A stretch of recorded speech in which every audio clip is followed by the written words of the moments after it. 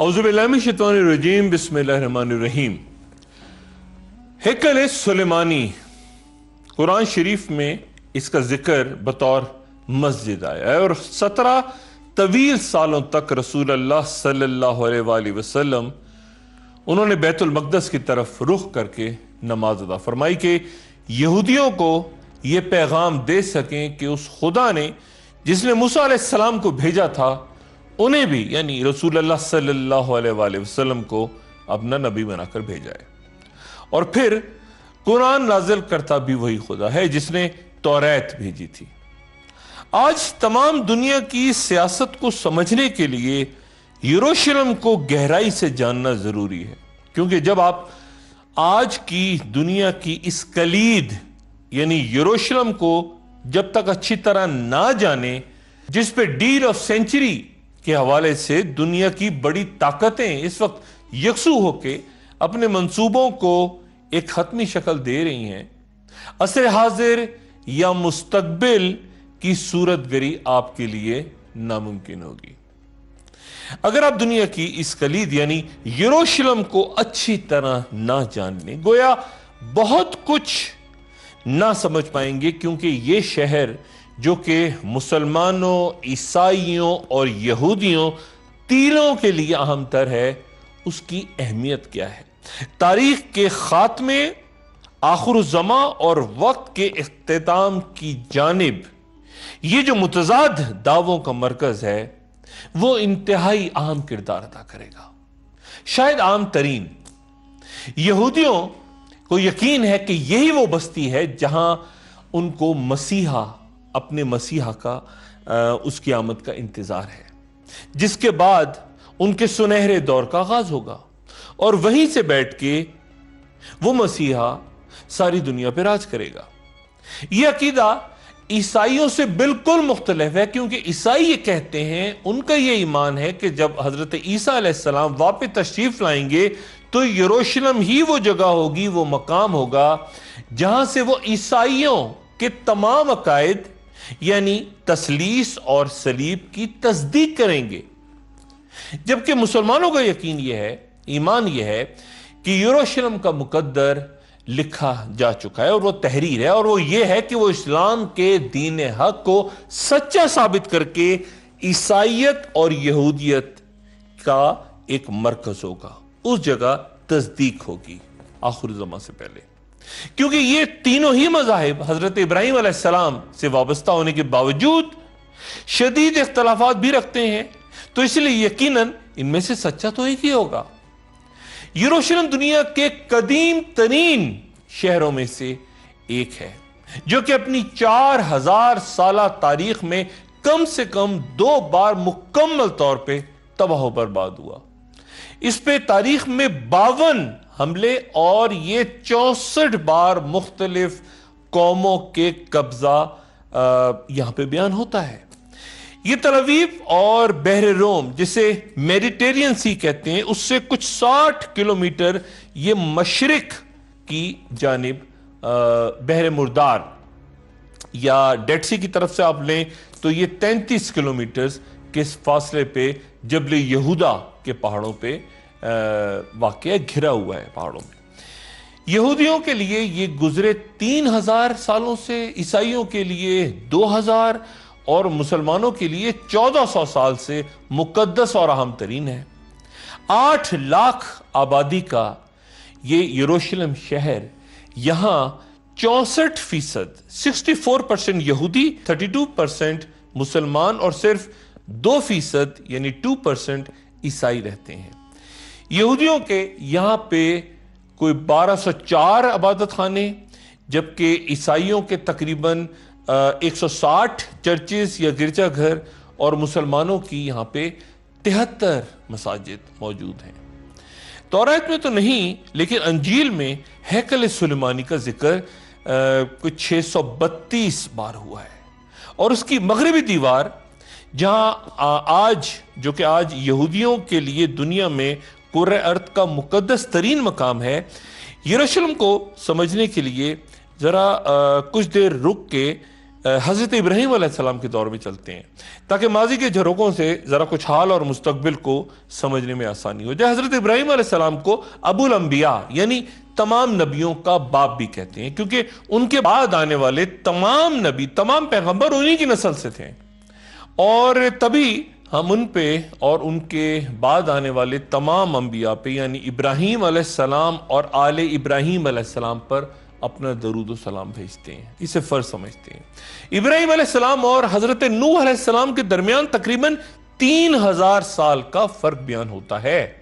نمرود کی آگ سے محفوظ ہو جانے کے بعد ابراہیم علیہ السلام عراق سے اپنے بھتیجے حضرت لوط علیہ السلام کے ساتھ اللہ کے حکم سے ارض مقدس کی طرف ہجرت کر گئے تھے، اور اللہ تعالیٰ نے تمام دنیا میں زمین کا یہ جو ٹکڑا منتخب کیا، اسے ارض مقدس قرار دیا اور طے کر دیا کہ حضرت ابراہیم علیہ السلام کا دین وہیں رہے گا۔ گویا اللہ تعالیٰ نے جب طے کر دیا کہ ابراہیم علیہ السلام کا دین وہاں رہے گا، تو پھر وقت کے خاتمے سے پہلے آخر الزمان میں دیگر مذاہب وہاں موجود نہیں ہوں گے، کیونکہ صرف حق اور سچ کا دین ہی ارض مقدس کا نصیب ہوگا۔ یروشلم کی تقدیر میں یہ لکھا جا چکا ہے کہ وہ حق اور سچ کی تصدیق ہوگا، یعنی وہ شہر گواہی دے گا، وہ مقام گواہی دے گا۔ آج یروشلم کے در و دیوار دیکھ کے بہت سے ماہرین آثار قدیمہ اس پرانی بستی میں دفن وہ عمارتیں تلاش کرتے ہیں جو بارہا اجڑنے کے باعث اب نظروں سے دور ہو چکی ہیں، اجڑ ہو چکی ہیں، لیکن وہاں جانے کے بعد انسان کے ذہن میں ان کا تصور زندہ ہو جاتا ہے، ایک خاکہ ہوتا ہے کہ یہاں کبھی کیا کچھ تھا۔ پہلی بار یہ شہر حضرت داؤد علیہ السلام کے دور میں تعمیر ہوا، جن کا نام مبارک قرآن میں 16 مرتبہ آیا ہے، اور جو پہلے پیغمبر ہیں یعنی داؤد علیہ السلام، جنہیں بادشاہت بھی عطا ہوئی۔ حضرت داؤد علیہ السلام حضرت آدم علیہ السلام کے علاوہ وہ واحد پیغمبر ہیں جنہیں قرآن میں خلیفہ کے نام سے پکارا گیا۔ انہیں بادشاہت عطا ہونے سے ہزاروں سال قبل مسیح بنی اسرائیل سے فلسطین کے اکثر علاقے چھینے جا چکے تھے۔ حضرت سموئیل علیہ السلام جب حکمراں تھے لیکن بہت ضعیف ہو چکے تھے، تو بنی اسرائیل نے دشمنوں کے مقابلے پر دعا کی اللہ تعالیٰ سے کہ یا اللہ ان کی مدد کے لیے کوئی بادشاہ بھیج، کیونکہ حضرت سموئیل علیہ السلام بہت ضعیف ہیں۔ تو پھر حضرت سموئیل علیہ السلام نے حکم الہی کے مطابق 30 سالہ طالوت کو ان پر بادشاہ مقرر کر دیا۔ طالوت کو بیشتر علماء پیغمبر تسلیم نہیں کرتے، اور انجیل میں انہیں ساول کے نام سے پکارا گیا ہے۔ طالوت کی بادشاہت کی نشانی کے طور پہ فرشتوں کے ذریعے وہ تابوت سکینہ بنی اسرائیل کو واپس مل گیا، اور تبھی چند علماء انہیں بنی اسرائیل کا ایک پیغمبر بھی تصور کرتے ہیں۔ تابوت سکینہ کیا ہے؟ قصص الانبیاء کے مطابق اس میں توریت کا اصل نسخہ، پتھر کی 2 تختیاں جو حضرت موسیٰ علیہ السلام کو کوہ سینا پہ دی گئی تھیں،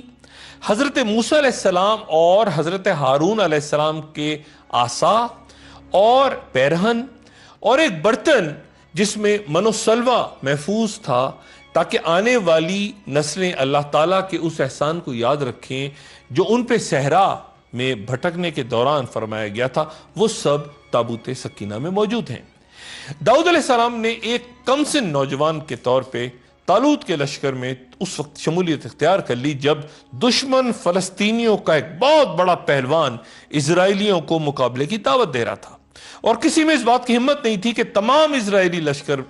کے اندر جتنے بھی لوگ موجود تھے کہ وہ اس پہلوان کا سامنا کر سکیں۔ اس مرحلے پہ داؤد علیہ السلام ان کے سامنے اترے اور اس پہلوان کو قتل کر ڈالا۔ اس بے مثال جرأت کے مظاہرے نے داؤد علیہ السلام کو تمام بنی اسرائیل کی آنکھوں کا تارا بنا دیا، اور طالوت نے اپنی بیٹی حضرت داؤد علیہ السلام سے بیعہ دی، اور پھر کچھ عرصے کے بعد وہ اسرائیلیوں کے حکمراں ہو گئے۔ اللہ تعالیٰ نے حضرت داؤد علیہ السلام کو نبوت سے بھی سرفراز کیا، اور پھر بادشاہت بھی عطا کی، اور حضرت داؤد علیہ السلام نے یروشلم شہر کی بنیاد بھی رکھی، اور وہاں ایک عظیم الشان محل کی تعمیر بھی شروع کی تاکہ وہاں پر تابوت سکینہ کو محفوظ کیا جا سکے۔ لیکن اسرائیلیات کے مطابق حضرت داؤد علیہ السلام کو بتا دیا گیا تھا کہ ان کا یہ محل جسے وہ تعمیر کرنے جا رہے ہیں ان کی زندگی میں نہیں بلکہ ان کے بیٹے سلیمان علیہ السلام کے دور میں ہی جا کے مکمل ہوگا۔ چنانچہ تعمیر جاری رہی کئی سال تک،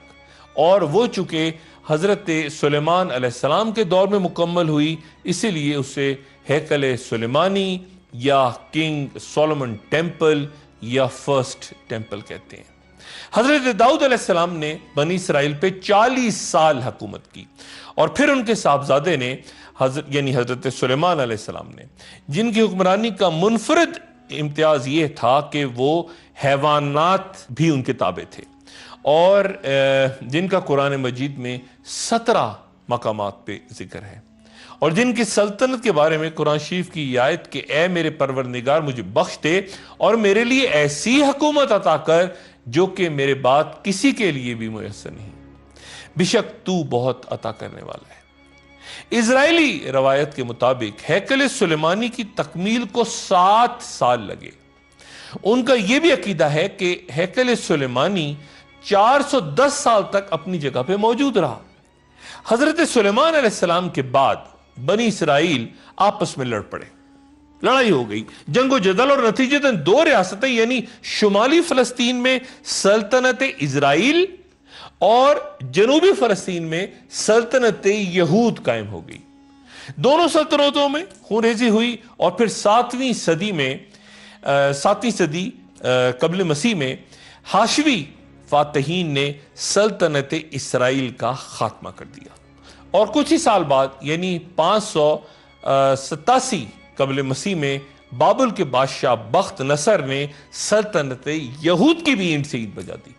اور ہیکل سلیمانی کو اس طرح پیوند خاک کیا کہ اس کی ایک دیوار تک اپنی جگہ پہ موجود نہ رہی، اور وہ تابوت سکینہ ایسا غائب ہوا، وہ ساتھ لے کے ایسا بھاگے وہ لوگ کہ آج تک وہ تابوت سکینہ ہی نہیں ملا۔ اب یہودیوں کو وہاں سے پورے علاقے سے یعنی دونوں سلطنتوں سے شمال اور جنوب وہاں سے باہر نکال دیا گیا۔ 70 سال بعد ایرانی بادشاہ سائرس اعظم نے پھر یروشلم کو دوبارہ تعمیر کر کے یہودیوں کو وہاں پہ آنے کی جگہ دے دی۔ انہوں نے پھر ہیکل سلیمانی کی تعمیر شروع کر دی۔ بادشاہ نے، جو کہ تاریخ میں انتہائی ظالم حکمراں کے طور پہ یاد رکھا جاتا ہے، اور جس نے کئی یہودی پیشواؤں کے علاوہ خود اپنے ہی خاندان کو بھی قتل کر دیا تھا، یہودی مورخین کے مطابق یہ ہیکل سلیمانی کی دوسری تعمیر تھی جس کی اس نے اجازت دی، لیکن یہ بھی صرف 430 سال تک اپنی جگہ پہ قائم رہ سکی، اور وہ تابوت سکینہ کو ڈھونڈتے رہے کہ اسے لا کے دوبارہ اس دوسری تعمیر میں رکھیں جو کہ بخت نصر کی تباہی کے وقت غائب ہو گیا تھا، لیکن وہ بھی اس تمام عرصے میں واپس نہیں لایا جا سکا۔ لوگ اسے ڈھونڈتے رہے، اور یہ محل جو دوبارہ تعمیر ہوا تھا یہ بھی اس کے بعد پھر رومن بادشاہ ٹائٹس کے ہاتھوں تباہ ہو کے پھر ختم ہو گیا۔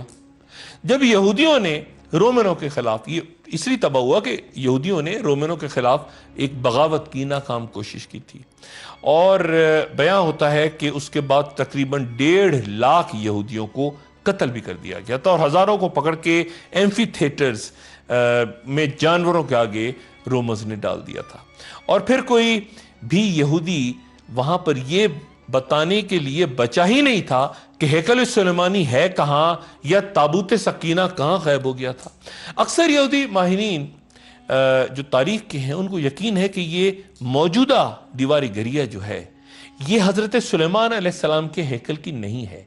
یہ پہلے ہیکل کی دیوار نہیں ہے جو تباہ ہو گیا تھا، یہ اس ہیکل کی دیوار ہے جو دوسری بار تعمیر ہوا، یہ اس کی دیوار ہے، اور یہ اس کے آثار ہیں جسے یومنز نے تباہ کیا تھا۔ لیکن وہ تابوت سکینہ جو پہلے ہیکل کے وقت غائب ہو گیا تھا وہ آج تک نہیں مل سکا۔ کہاں ہو سکتا ہے؟ ایک وقفے کے بعد گفتگو جاری رکھتے ہیں۔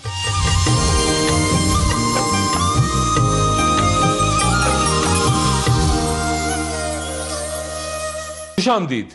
کچھ یہودیوں کا خیال یہ ہے کہ تابوت سکینہ اردن کے جبل نیبو کے غاروں میں کہیں گم ہے،